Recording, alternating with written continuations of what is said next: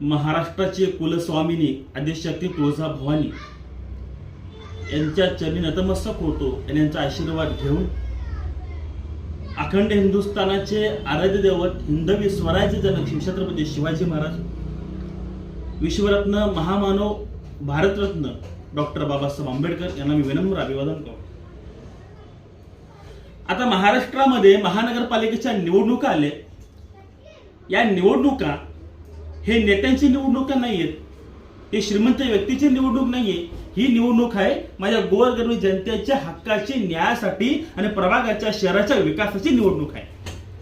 मग या निवडणुकीमध्ये प्रत्येक उमेदवार उभा राहतोय आणि त्या उमेदवाराला या महाराष्ट्रामध्ये छत्रपती शिवाजी महाराजांच्या स्वराज्यामध्ये डॉक्टर बाबासाहेब आंबेडकरच्या कायद्याने, संविधानाने अधिकार दिले। ते अधिकार पुढे घेऊन ते उभं राहतात, निवडणूक लढवतात। मग त्याच प्रकारे एखादी व्यक्ती चुकीचा असेल, तो समाजाला घातक असेल, तो प्रभागाचा विकास करू शकत नसेल, शहरासाठी व्यक्ती योग्य नसेल, मग त्याला विरोध करण्याचा अधिकार सुद्धा भारतीय राज्यघटनेने दिलेला आहे। यात आश्चर्यजनक आणि आश्चर्यचकित होण्यासारखं काहीच नाहीये।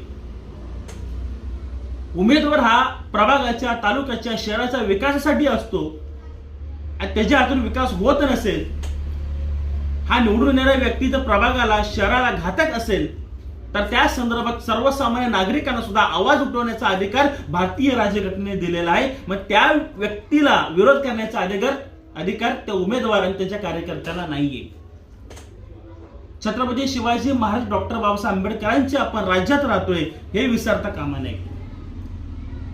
मग साहेब असतील, शेठ असतील, मालक असतील, वहिनी साहेब असतील, कोणता उमेदवार असू द्या किंवा गोरगरीब उमेदवार असू द्या, तो व्यक्ती योग्य आहे, अयोग्य आहे, त्याच्या व्यक्तीच्या विरोधात बोलण्याचा अधिकार आहे, तो बोलू शकतो आणि योग्य व्यक्तीला निवडून आणण्याचा अधिकार सुद्धा आपल्याला भारतीय राज्यघटनेने दिलेला आहे।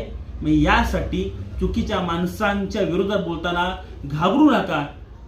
संविधान तुमचं आहे, महाराष्ट्र तुमचं आहे, भारत देश तुमचा आहे, छत्रपती शिवाजी महाराजांच्या स्वराज्यात आपण राहतोय, बोलण्याचा अधिकार आहे। आणि येणाऱ्या महानगरपालिकेच्या निवडणुकीत चुकीच्या व्यक्तीला विरोध करायचं, योग्य व्यक्तीला साथ द्यायचं, हीच आपल्या महाराष्ट्राची शिकवण आहे। हेच छत्रपती शिवाजी महाराज डॉक्टर बाबासाहेब आंबेडकरांच्या विचारांनी काम करायचं आहे आणि लवकरच प्रभागाच्या, तालुक्याच्या, शहराच्या विकासासाठी योग्य व्यक्ती उमेदवार निवडायचा आहे। तो पक्ष न बघता व्यक्ती माणूस बघून निवडून द्यायचा आहे आणि आपल्या प्रभागाच्या विकासासाठी एक हात पुढे करून पोरांच्या भविष्यासाठी, तालुक्याच्या विकासासाठी, महाराष्ट्र उज्ज्वल भविष्यासाठी